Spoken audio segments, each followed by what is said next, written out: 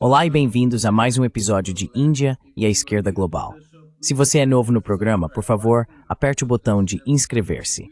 Considere também tornar-se membro do YouTube, um patrono ou doar uma pequena quantia usando o link na descrição. Mas, no mínimo, assista a este programa, curta, compartilhe e comente. Sem mais delongas, deixe-me dar as boas-vindas aos nossos convidados de hoje. Jeffrey Sachs é um economista americano e analista de políticas públicas, que é professor na Universidade de Columbia. Dra. Joanna Lei é uma acadêmica taiwanesa, ex-parlamentar e comentarista pública. Ela escreveu e falou amplamente sobre a política de Taiwan, as relações entre Estados Unidos, China e Taiwan e questões de soberania e segurança. Dr. Lei e Professor Sachs, sejam bem-vindos de volta ao Índia e à Esquerda Global. Muito obrigado. É ótimo estar junto com a Joanna. Estou muito animado. Professor Sachs, se pudermos começar com você. Os Estados Unidos têm resistido consistentemente ao surgimento de um mundo multilateral pacífico, e figuras como Albrecht Scowcroft, secretário de Estado, têm discutido constantemente a guerra como uma forma de preservar a primazia dos Estados Unidos. Quão perigosa é a situação na região Ásia-Pacífico em particular, e você vê Taiwan sendo sacrificada pelos interesses estratégicos de Washington?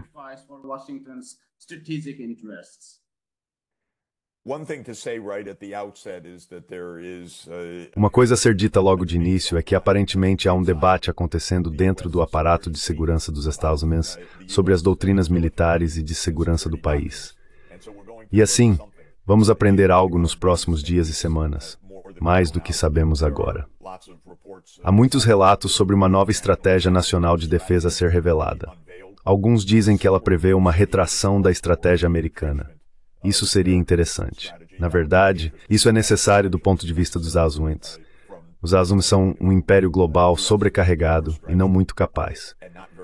Possuem bases militares em cerca de 80 países. Não há uma lista definitiva, algo em torno de 750 a 800 bases militares no exterior. Novamente, os números são um pouco vagos, então você ouve estimativas diferentes.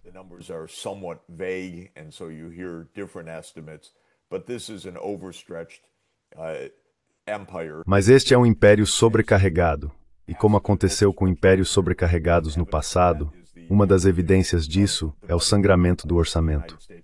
Os Estados Unidos operam com déficits orçamentários muito grandes, acumulam dívidas rapidamente.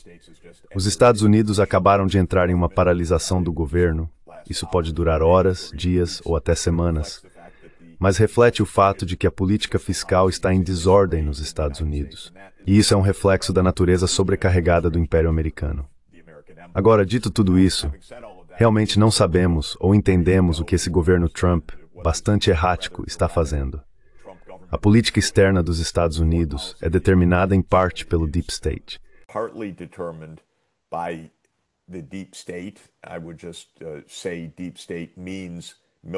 Eu diria que Estado profundo significa o complexo militar industrial, que é um conjunto de instituições, incluindo o Pentágono, a CIA, outras agências de inteligência, partes do Congresso dos Estados Unidos, notadamente os comitês de serviços armados, as empresas contratadas pelo setor militar e, atualmente, o Vale do Silício faz parte disso também. Existe uma certa continuidade no complexo militar industrial, mas também há muita instabilidade agora na política americana em geral. Com Trump, temos um líder extremamente errático, não muito inteligente, sem conhecimento de história, muito impulsivo, pouco estratégico e com opiniões muito fortes, mas opiniões fortes e às vezes instáveis, ou seja, são fortes, mas frequentemente mudam também, dependendo de quem falou com o presidente.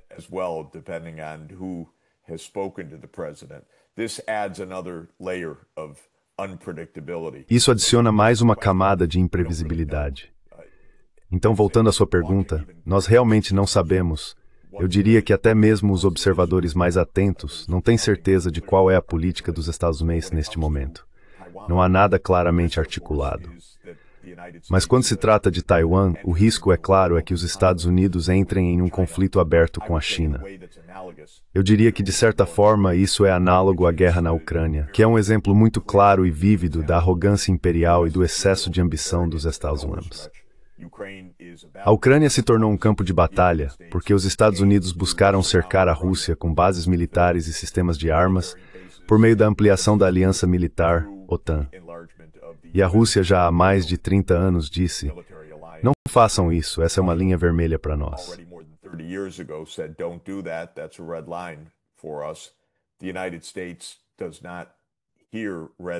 Os Estados Unidos não respeitam linhas vermelhas, tradicionalmente. Um dos principais pontos sobre esse império americano arrogante e desajeitado é que ele se orgulha de não reconhecer ou admitir as linhas vermelhas de nenhum outro país, mesmo as de superpotências nucleares. Com o tempo, ficou cada vez pior em ouvir as linhas vermelhas de outros países. Havia uma certa prudência mortal nas décadas de 1950 e 1960. A doutrina da destruição mútua assegurada, a ideia de que estávamos à beira de uma guerra nuclear, era em certa medida reconhecida e compreendida. Agora isso é deixado de lado, e nos últimos 25 anos, especialmente após o fim da União Soviética, os Estados Unidos têm dito: bem, estamos sozinhos, podemos fazer o que quisermos.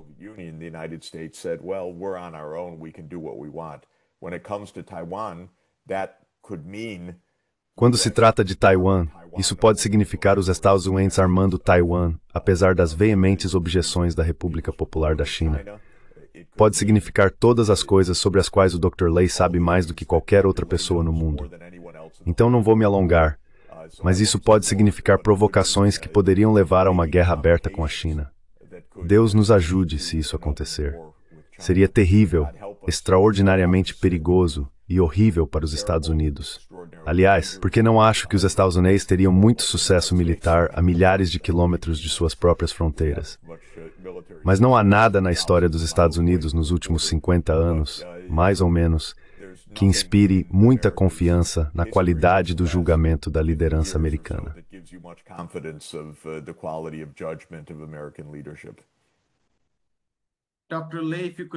Dr. Lei, se a senhora puder responder ao professor Sachs, mas também acrescentar um pouco sobre como isso é visto a partir da perspectiva de Taiwan e as diferentes forças políticas dentro de Taiwan, quando os Estados Unidos falam sobre retórica de guerra e histeria em relação ao continente.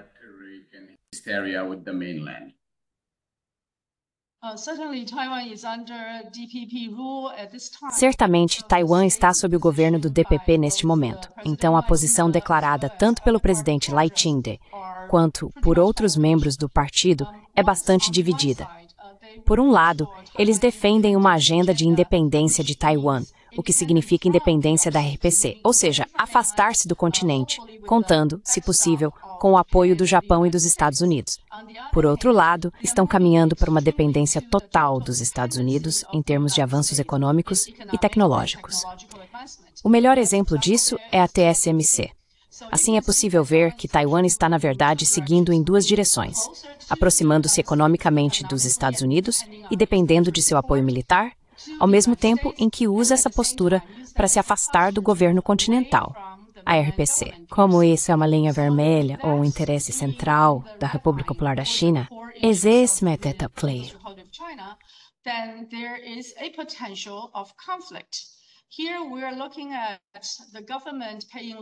Aqui estamos vendo o governo dando pouca atenção ao potencial de conflito, confiando basicamente na garantia ou na retórica dos Estados Unidos. Mas, ao mesmo tempo, em termos de relações econômicas e comerciais, ainda estamos extremamente ligados à RPC.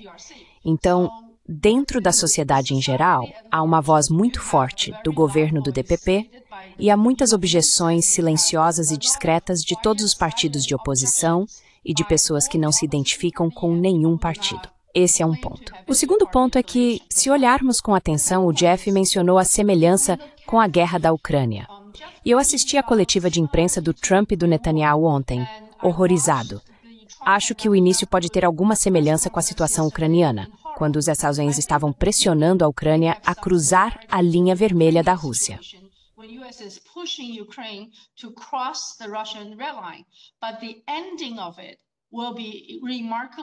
Mas o desfecho disso será notavelmente parecido com a situação entre Israel e Gaza, na qual Taiwan não terá voz e não será consultada na negociação final porque somos independentes.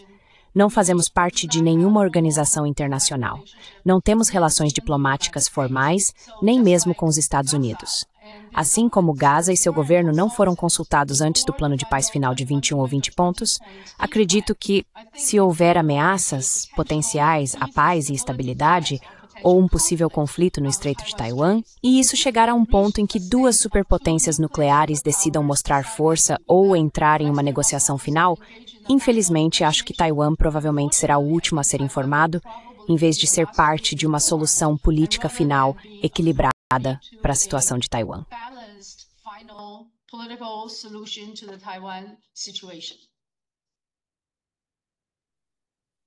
Professor Sachs, sua resposta. Claramente, Taiwan está em uma situação muito perigosa. Em situações como essa, é sempre importante lembrar as palavras de Henry Kissinger, que disse famosamente que ser inimigo dos Estados Unidos é perigoso, mas ser amigo é fatal. O que Kissinger estava dizendo é que a América usa seus amigos, ou seja, os Estados Unidos dizem a outros países: estamos com vocês, apoiamos vocês, podem contar conosco, até que isso deixe de ser verdade. Kissinger estava se referindo a inúmeros casos em que os Estados Unidos incentivaram líderes políticos de outros países a se envolverem em guerras, de modo que efetivamente essas eram guerras por procuração entre os Estados Unidos e a União Soviética, ou entre os Estados Unidos e a Rússia.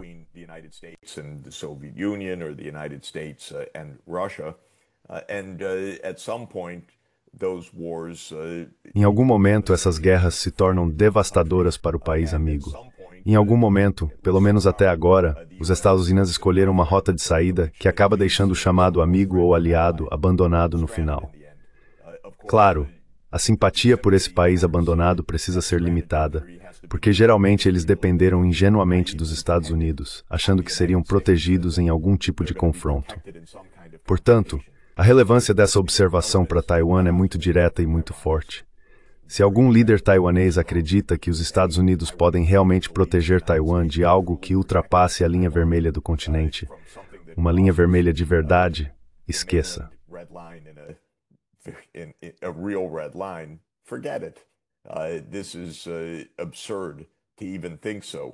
É absurdo até mesmo pensar nisso. E é por isso que eu tenho dito nos últimos anos: olhem para a Ucrânia. Olhem para a Ucrânia. Você também pode olhar para Gaza, pode olhar para o Afeganistão, pode olhar para quase qualquer uma dessas guerras de escolha em que os Estados Unidos se envolveram nos últimos anos. Síria, Líbia. A lista é muito, muito longa. Os Estados Unidos entram em guerras porque não ouvem as outras partes. Simplesmente avançam e afirmam que todas as objeções são sinais de fraqueza, ou propaganda falsa do outro lado, ou blefes. E assim os Estados tendem a agir de forma extraordinariamente arrogante.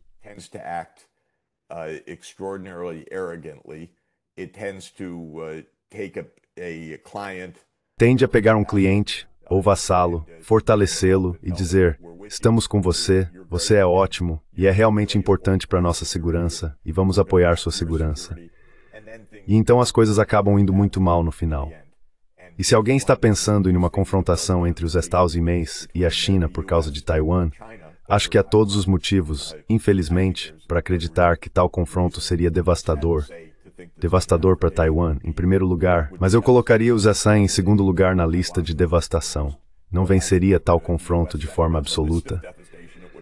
E em terceiro lugar, claro, qualquer confronto entre potências nucleares pode ser devastador para o mundo inteiro, porque as coisas saem do controle.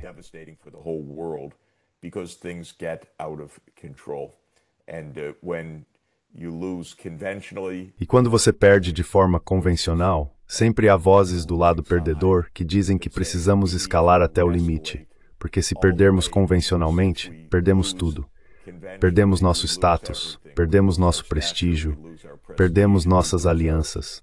Nesse caso, se fossem os Estados perdendo uma confrontação militar com a China a milhares de quilômetros da costa americana, e é isso que os jogos de guerra sugerem que pode ser bastante provável, haveria vozes nos Estados Unidos dizendo: não podemos nos dar ao luxo de perder isso, porque então perderíamos a Coreia, o Japão, as Filipinas, perderíamos todas as nossas alianças na Ásia, seríamos expulsos da Ásia.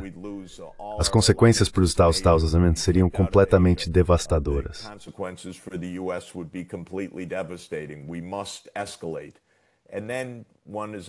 Nós precisamos escalar, e então entra-se em um caminho de potencial destruição global. É por isso que não se cruzam as linhas vermelhas de outras grandes potências. Minha própria visão é que o princípio básico é não interferir nas áreas de influência uns dos outros. Eu não recomendo que a China coloque uma base militar no México. Isso não acabaria bem. Não acredito que a China deva militarizar qualquer lugar na vizinhança americana. Não há motivo para isso. Não acho que a China faria isso nem por um momento. Eles não têm nenhum interesse nisso. E da mesma forma, nunca acreditei que os Estados Unidos devessem ter bases militares na Ucrânia, no sul do Cáucaso ou em qualquer lugar ao redor da China. Por esse motivo, esta é uma proposição básica. Tentei, em um pequeno ensaio recente, distinguir dois conceitos que considero completamente diferentes.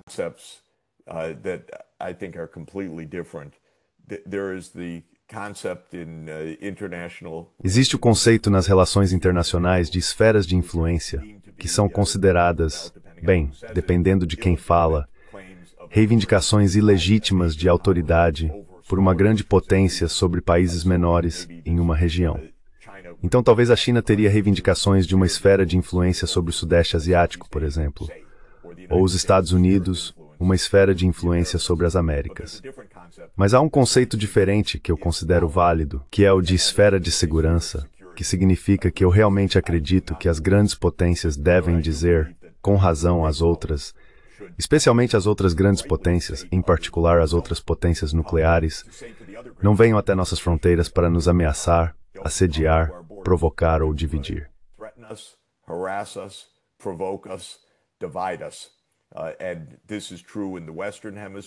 E isso é verdade no hemisfério ocidental. Os Estados Unidos há muito tempo afirmam isso na doutrina Monroe, que tem mais de 200 anos. Para as grandes potências europeias, não nos incomodem em nosso próprio quintal. E os Estados Unidos deveriam respeitar isso em outras regiões. Dessa forma, acredito que as principais potências nucleares podem evitar interferir umas nas outras, respeitar as linhas vermelhas de cada uma e podemos evitar uma guerra nuclear. O que considero ser o principal objetivo da diplomacia neste mundo, que não nos destruamos.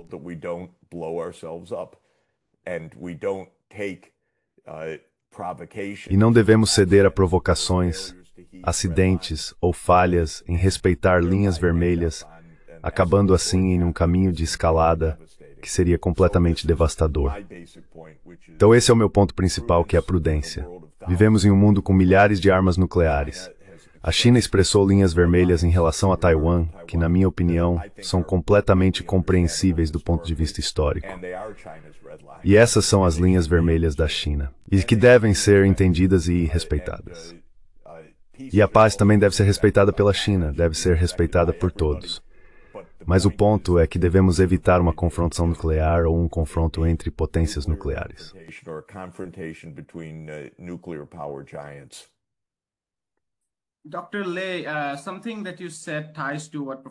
Dr. Lei, algo que você disse se conecta ao que o professor Sachs acabou de mencionar. Isso é ignorância ou um descaso deliberado por parte do DPP em relação à fragilidade de depender da garantia americana para a segurança de Taiwan dentro do que eles propõem? Fiquei curioso se você poderia nos contar um pouco sobre como a elite governante em Taiwan está respondendo à nova estratégia imperial dos americanos que está sendo implementada globalmente. Estou pensando, por exemplo, na Coreia do Sul, sendo forçada a um investimento de 350 bilhões de dólares, que não pode ser realizado sem uma quantidade massiva de linhas de swap. Cannot materialize without massive amount of swap lines. It represents something about 70% of its... Isso representa algo em torno de 70% de suas reservas em moeda estrangeira. Mesmo com Taiwan, estamos vendo a TSMC sendo forçada a produzir no Arizona, a ceder seus direitos de propriedade intelectual, etc. Então, diante desse conjunto de contradições, temos visto muita reavaliação em lugares como Índia e Brasil. como as elites dirigentes, que até agora escolheram deliberadamente ignorar a realidade, estão respondendo a esse tipo de tática de pressão.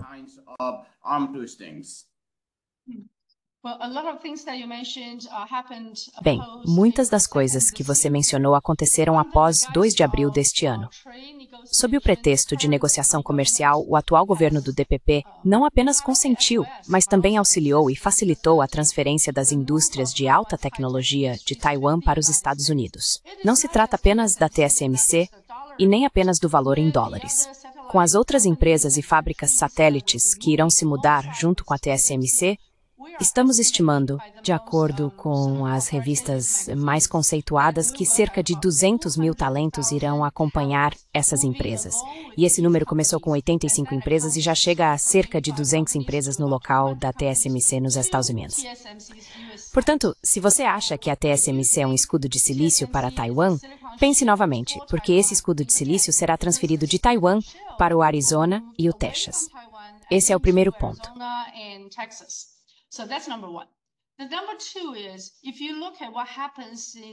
Número 2. Se você observar o que acontece no Pacífico Ocidental, vou complementar o que o Jeff disse anteriormente, os Estados Unidos já tiveram instalações militares muito fortes no Japão e na Coreia. Recentemente em Okinawa, a linha de frente está muito próxima de Taiwan e depois nas Filipinas. As Filipinas acabaram de conceder aos Estados Unidos 9 bases militares adicionais. Então, se você olhar para a iniciativa de dissuasão do Pacífico, as instalações mais notáveis estarão nas Filipinas. Mais uma vez, mesmo sem Taiwan no meio, eles ainda conseguiram construir uma linha de pérolas na primeira cadeia de ilhas. Tudo isso é consistente com a estratégia dos Estados Unidos de paz através da força. E como o Jeff acabou de dizer, você tem esferas de influência ou esferas de segurança. Isso é o que a China tem feito. Basta pensar no RCEP e pensar em negação de área e anti-acesso.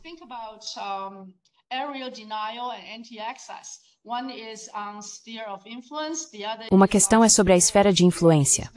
A outra é sobre a esfera de segurança. Está muito claramente delineado a área com a qual a RPC está preocupada e para a qual está construindo um aparato militar para apoiar suas próprias preocupações de segurança. Mas os Estados Unidos mantêm uma presença militar expansionista no Pacífico Ocidental. Mais recentemente, um submarino nuclear da classe Virginia esteve nas Filipinas. Anteriormente, cada vez mais instalações de orientação de mísseis foram colocadas na Coreia. Eles estão movendo submarinos nucleares da classe Virginia para a Austrália. Portanto, no plano geral dos Estados Unidos, haverá não apenas armas convencionais, mas também submarinos nucleares, as armas mais letais, estacionados e posicionados no Pacífico Ocidental. Isso pode constituir um potencial para escalada. Então, vamos voltar à nossa história.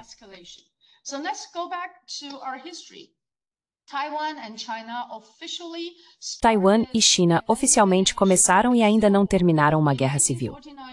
Em 1º de outubro de 1949, exatamente hoje, quando a RPC estabeleceu seu governo, passaram a existir 2 governos diferentes em lados opostos do Estreito de Taiwan.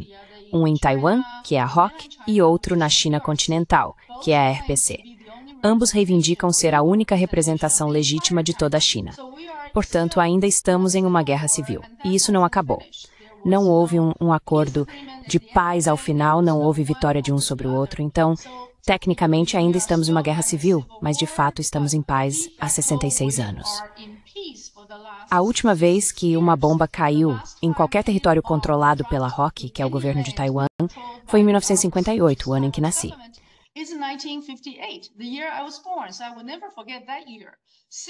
Então nunca vou esquecer aquele ano. 66 anos atrás, tivemos a última bomba lançada em território do Kuomintang, mas desde então, estamos de fato em paz. É isso que quero dizer. Desculpe, me expressei mal. Então, estamos de fato em paz. E por que, de repente, nos últimos 3 anos, estamos constantemente falando sobre a possibilidade de guerra? Não se esqueça, Taiwan costumava ter uma presença militar americana muito forte. Tínhamos um MAG, que é o Grupo de Assessoria Militar, treinando todos os nossos exércitos. E também tínhamos uma base da Força Aérea na parte central de Taiwan, chamada CCK. Tínhamos uma grande base naval americana na parte sul de Taiwan, em Zuoying. Então, Taiwan tinha uma presença militar americana extremamente forte. e os Estados Unidos eram um aliado que treinava e cooperava conosco.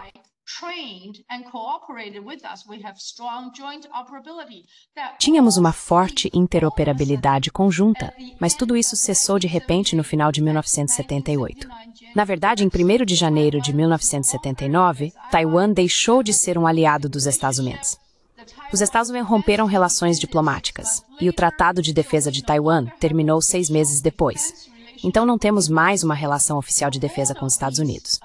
Portanto, toda essa retórica sobre apoiar Taiwan e a presença militar, que ainda é bastante significativa em Taiwan, e as tropas taiwanesas sendo enviadas para bases americanas no exterior e bases no território continental dos Estados Unidos para treinamento, isso tem acontecido nos últimos anos e meses recentes. Mas apesar de tudo isso, não pode mais substituir o tipo de relação de Tratado de Defesa Conjunta EU-Taiwan ou ESWI-ROC que existia antes do rompimento das relações diplomáticas em 1979.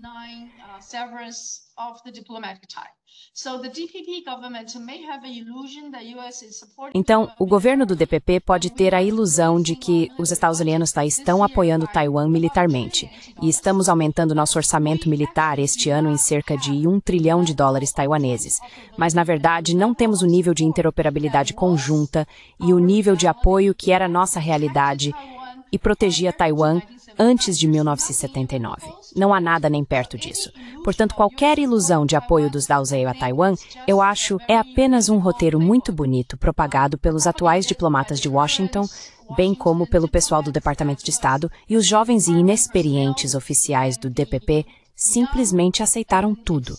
Eles aceitaram essa promessa como se fosse um compromisso real de defender Taiwan.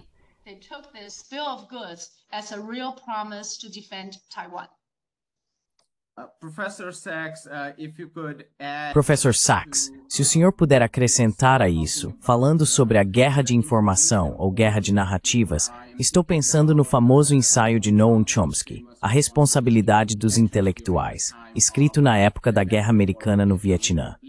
Estamos vivendo circunstâncias semelhantes, e sinto que é ainda mais importante que as pessoas nos Estados Unidos falem sobre o que o país faz no resto do mundo.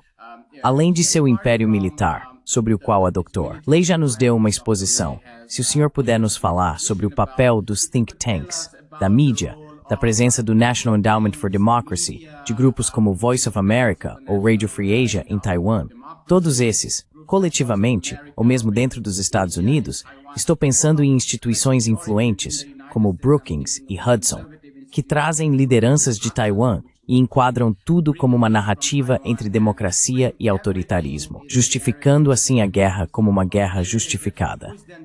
Se o senhor puder falar sobre isso, seria de interesse para nossos espectadores.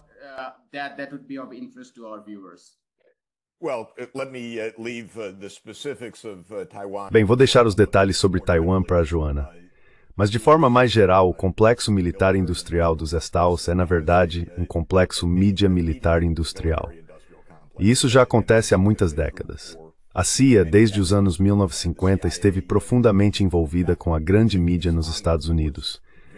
Antigamente era mais simples, havia poucos jornais e algumas emissoras de rádio e TV, mas o governo dos Estados Unidos desempenhava um papel importante na narrativa oficial e inventava mentiras sistemáticas, que, por exemplo, no caso do Vietnã, propagaram a guerra, prolongaram o conflito e depois foram reveladas por Daniel Ellsberg nos documentos do Pentágono, que se tornaram um famoso caso célebre.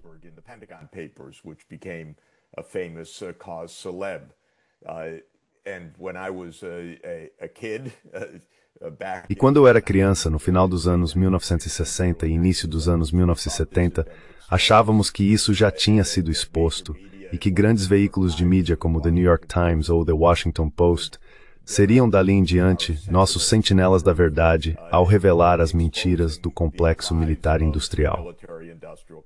E claro, acho que muita gente sabe, mas vou lembrar que foi nada menos que um líder militar dos Estados Unidos, o General Dwight D. Eisenhower, que se tornou presidente de 1953 até o início de 61, quem alertou a América sobre o complexo militar industrial como uma ameaça aos interesses americanos e às instituições democráticas.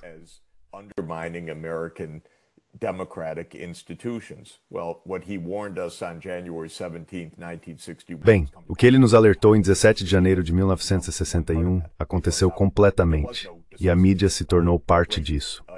Acontece que não houve uma ruptura decisiva na capacidade do Estado profundo dos Estados Unidos de dominar de forma abrangente as narrativas da mídia tradicional.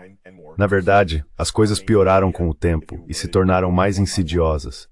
Nossa mídia tradicional, se você analisar uma por uma, seja nas plataformas digitais, por exemplo, X ou Facebook ou outras plataformas digitais, ou nos grandes jornais, o Washington Post, agora pertencente a Jeff Bezos, um centibilionário, ou na televisão a cabo ou na televisão aberta. Television or the broadcast television, everything is in the hands of a very small number of people. Tudo está nas mãos de um número muito pequeno de pessoas, geralmente megabilionários, profundamente alinhados com o Pentágono, a CIA, as agências de inteligência. Então, para mim é impressionante, vivendo dia após dia, sabendo o que sei, observar como a mídia funciona. É exatamente sobre isso que Noam Chomsky nos alertou durante décadas. Ele foi um observador absolutamente brilhante e pioneiro de tudo isso. E nos ensinou todas as artes da observação cuidadosa e sistemática. Mas para mim, é simplesmente chocante assistir às mentiras e à propagação da ignorância pelo The New York Times, ou pelo The Washington Post, ou por jornais que eu realmente costumava ler para tentar aprender algo sobre o que estava acontecendo no dia a dia. To try to learn something about what was happening day to day. Now I just read it in amazement, my jaw dropping. Agora, eu simplesmente leio isso com espanto, de queixo caído, pensando quão ignorante alguém pode ser, ou como pode contar tais mentiras. E aliás, eu tenho um hábito, infelizmente, de enviar e-mails para os repórteres, dizendo, do que você está falando? Isso é um absurdo. E na maioria das vezes, eles não me respondem, o que eu acho um pouco indelicado e irritante. Eu já tenho alguma experiência, eles poderiam responder ao que estou dizendo. Poderíamos, de fato, ter uma conversa adulta. Mas eles não querem ter uma conversa adulta. Eles têm uma narrativa que precisam, ou que acabam, promovendo, seja por ignorância, seja porque são cedidos por alguma agência, ou porque são pagos por essas agências, ou porque é do interesse desses bilionários que hoje em dia são donos de toda a mídia. Parece que todo mundo precisa ter algum veículo de mídia se você é um centibilionário.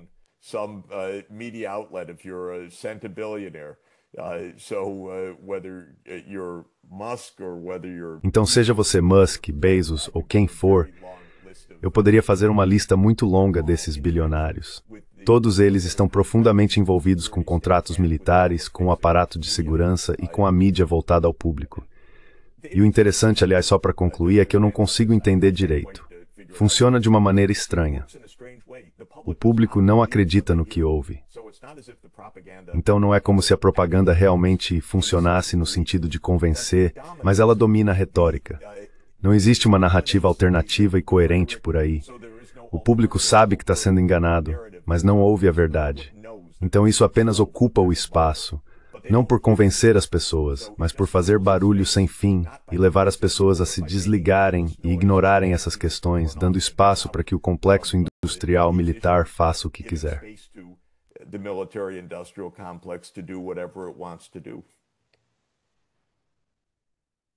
Dr. Lay, se você puder dar uma resposta rápida para que possamos liberar o Professor Sachs, depois gostaria de lhe fazer mais uma pergunta. Certo. Bem, acho que ele acabou de descrever a teoria tradicional da mídia chamada espiral do silêncio. Quando as pessoas acham que estão em vantagem, elas ficam cada vez mais barulhentas. São notadas, relatadas e redivulgadas por muitos e muitos canais. No entanto, a outra maioria silenciosa ainda existe. Eles estão esperando por pessoas que se manifestem, assim como Jeffrey Sachs tem feito. E, portanto, Jeff, o que você está fazendo é extremamente importante. Você está dando voz às pessoas que não têm voz. E, ao se posicionar, você lhes dá a oportunidade de se reunir em torno de você e de seus colegas, para que esse ponto de vista em particular, o que defende a paz, ainda tenha uma chance.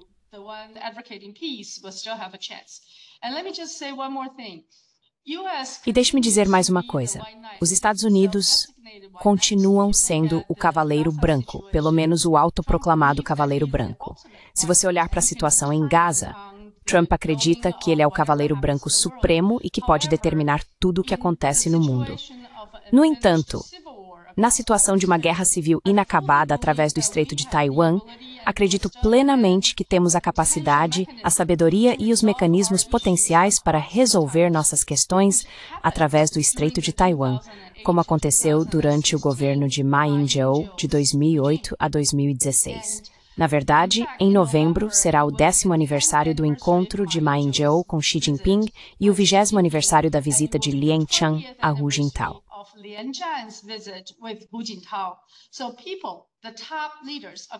Assim, os principais líderes de ambos os lados do Estreito de Taiwan puderam se engajar diretamente uns com os outros. E quando o QMT era o partido governante no poder, houve reuniões do terceiro nível para o segundo e depois para o primeiro, ou seja, encontros de ministério para ministério, negociações e acordos finais. Portanto, se os Estados Unidos pararem de agir como Deus, ou como o Cavaleiro Branco, ainda acredito que podemos ter uma chance de resolver nossas questões no Estreito de Taiwan, concluir a guerra civil inacabada e, assim, garantir a paz e a estabilidade na região.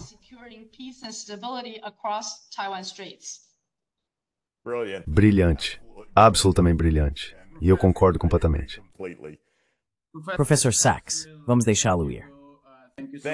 Muito obrigado, é maravilhoso estar com vocês dois, realmente, absolutamente maravilhoso. Até breve.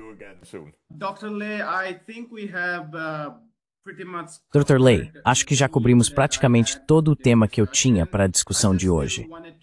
Só gostaria ainda de ter uma resposta sua com base em nossa conversa anterior, que foi extremamente positiva. Ela alcançou grandes públicos ao redor do mundo e recebemos muitos e-mails. Alguns deles vieram de pessoas em Taiwan que assistem ao nosso programa e, de modo geral, gostam dele. Gostaria de lhe fazer uma pergunta que recebemos repetidamente, especialmente de algumas pessoas em Taiwan, não de todos. Elas disseram que geralmente gostam do nosso programa, mas que neste caso não abordamos as preocupações delas. E com isso, elas querem dizer as preocupações de Taiwan em relação ao continente.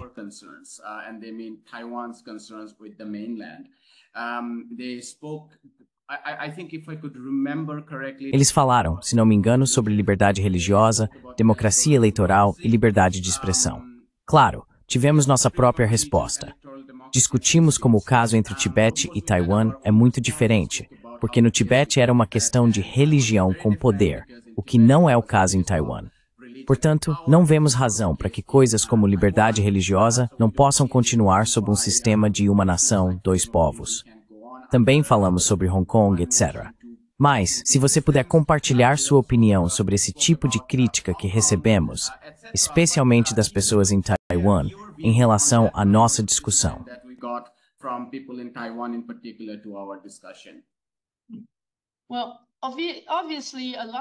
Bem, obviamente muitas pessoas estão preocupadas com o modo de vida em Taiwan, e se houvesse uma eventual unificação, será que o modo de vida único, que é diferente do da China continental, seria preservado?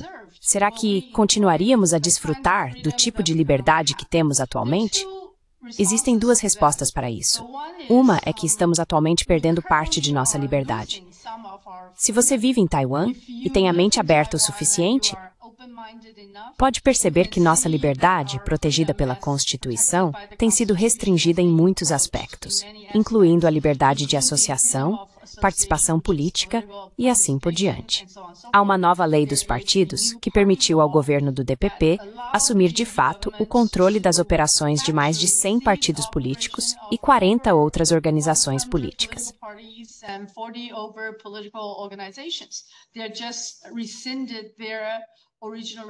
Eles simplesmente revogaram sua autoridade, o registro original. Se pensarmos sobre liberdade de expressão e liberdade de imprensa, é possível observar esse espaço sendo invadido, começando pela revogação da licença da CTI, até muita participação direta ou intervenção direta na liberdade de expressão. É um pouco como se o presidente da FCC dos Estados Unidos ameaçasse diretamente a ABC e a Disney no programa do Jimmy Kimmel. Então, sabe, acho que a liberdade de expressão em todo lugar tem sido invadida, especialmente por aqueles que estão no poder. Mas dito isso, há muitas coisas ótimas e maravilhosas em Taiwan que as pessoas adorariam preservar. Então, se examinarmos apenas 3 ou 4 lugares diferentes, Hong Kong, por exemplo, quando foi devolvido à China?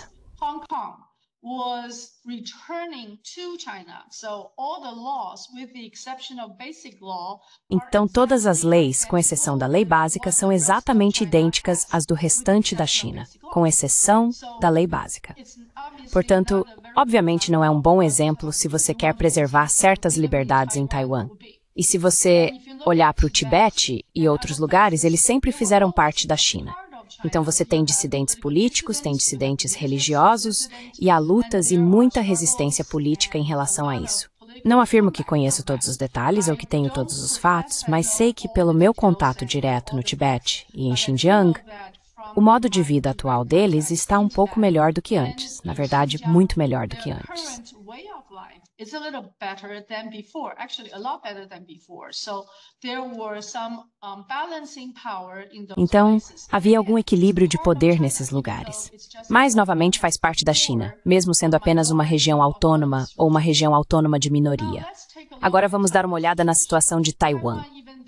Taiwan, embora no sentido constitucional faça parte da China, não está sob o governo da RPC. Não está sob o controle do Partido Comunista. Então, acho que a melhor analogia pode ser o recém-formado distrito de Hainan. Hainan, como porto livre, tem muitas leis diferentes do restante da China, porque estão tentando criar uma zona aberta, o que lhes daria certas liberdades de várias maneiras.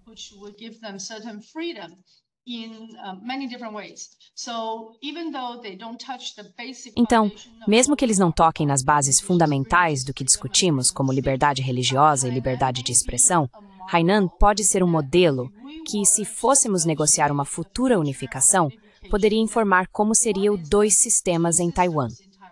O sistema de Taiwan poderia usar uma determinada estrutura legal para se definir, em vez de ser absorvido pela China continental como Hong Kong e ter apenas uma lei básica.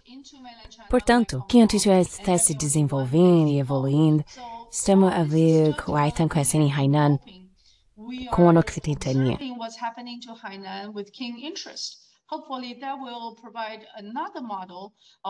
Com sorte, isso fornecerá outro modelo de como podemos preservar o que os taiwaneses amam e valorizam em seu modo de vida, mas também evitar a guerra e possibilitar uma participação econômica mais ampla, integrando-se à ascensão geral da Ásia, do Ásia-Pacífico e do restante do Sul global. Pode haver uma oportunidade para Taiwan passar pela China e participar de toda essa mobilização ascendente, assim como do crescimento do Sul global. Esse seria um futuro muito empolgante. Então, mais uma vez, não temos todo o futuro em nossas mãos, mas com sabedoria, disposição e a capacidade de evitar a guerra e a destruição, podemos realizar certos fóruns de discussão para debater soluções potenciais para o futuro. Pode começar apenas com uma pequena semente, mas pode crescer, vamos falar, e se tornar um possível plano diretor.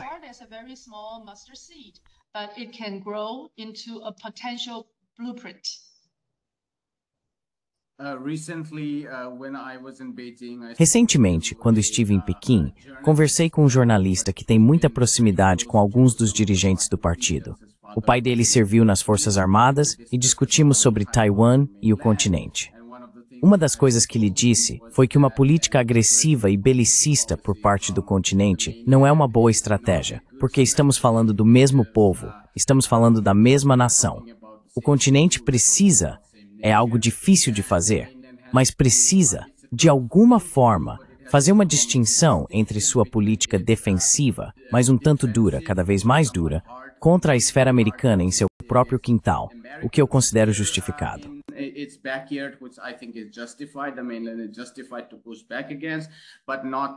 A China continental está justificada em reagir, mas não deveria deixar que esse machado caia sobre Taiwan, porque estamos falando do mesmo povo. Da mesma forma, costumo dizer às pessoas de Taiwan que elas devem negociar com muita firmeza pelas coisas que valorizam e querem preservar. Mas uma das principais coisas a fazer é evitar se envolver em um conflito militar com a China continental a pedido dos americanos. A China continental estaria mais propensa a oferecer cada vez mais concessões, desde que Taiwan não pareça estar se apoiando nos americanos e considerando uma solução militar para essa longa história. Comentários finais de sua parte e encerramos por aqui. Final closing comments for you, and we'll leave it there. I'm glad that you mentioned the potential for negotiation. Fico feliz que você mencionou o potencial para a negociação, os pontos 1, 2 e 3 da negociação. Se você quer participar de uma negociação baseada em princípios, é preciso ter a confiança e o respeito do seu oponente do outro lado da mesa. Acho que atualmente o DPP não tem a confiança e o respeito da China continental, então é muito difícil engajar em qualquer tipo de negociação como a que mencionei antes, entre 2008 e 2016. Para evitar um futuro potencialmente catastrófico, é importante ter pessoas que possam representar Taiwan, mas que também sejam respeitadas e confiáveis para a China continental. E esse é o ponto número 1. O número 2 é que em uma negociação baseada em princípios, é importante ter seus objetivos claros.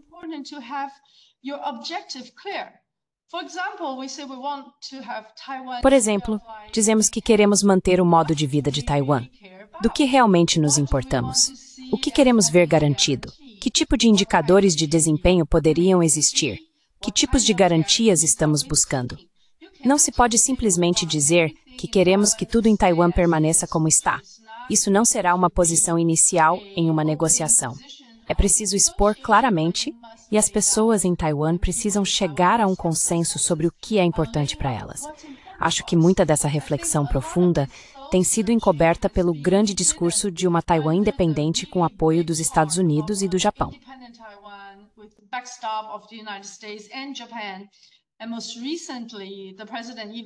E mais recentemente, o presidente chegou a dizer que a paz e a estabilidade de Taiwan são garantidas por Abe, que afirmou que se algo acontecesse com Taiwan, aconteceria também com o Japão.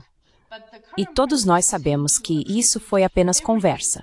Mas o presidente atual parece atribuir tudo, incluindo a paz, a estabilidade e o status quo do Estreito de Taiwan, a Abe, e chegou até a adotar uma posição japonesa sobre o fim da Segunda Guerra Mundial, dizendo que foi o encerramento da guerra e não uma rendição completa das forças militares japonesas. Então, acredito que em Taiwan temos muito trabalho a fazer para nos prepararmos para uma posição em que a China continental esteja disposta a negociar conosco.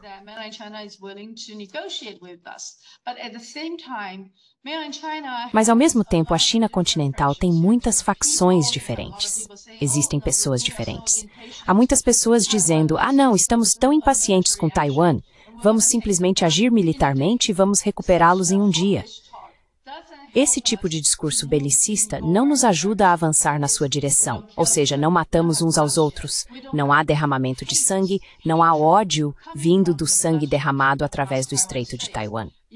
Se fôssemos respeitar nossa história, a única posição lógica seria encerrar uma guerra civil de maneira pacífica. E acabar com a guerra civil certamente exige muita sabedoria, mas também uma liderança forte.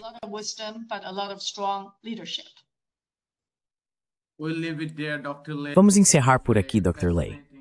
Esta foi uma conversa fascinante sobre geopolítica envolvendo a região Ásia-Pacífico, mas também ficamos felizes por termos conseguido abordar algumas dinâmicas internas de Taiwan. Muito obrigado pelo seu tempo. Obrigado. Oi, meu nome é Ayushman. Eu, junto com Jyotishman, começamos esta plataforma. Nos últimos 2 anos, temos tentado produzir conteúdo para as forças de esquerda e progressistas. Já entrevistamos economistas, historiadores, comentaristas políticos e ativistas até agora. Se você gostou do nosso conteúdo e quer que a gente construa um arquivo para a esquerda, tenho 2 pedidos para você. Por favor, considere fazer uma doação para a causa. O link está na descrição abaixo. E, se não puder fazer isso, não fique triste. Você sempre pode curtir e compartilhar nossos vídeos com seus camaradas. Por fim, não se esqueça de clicar no botão de inscrever-se.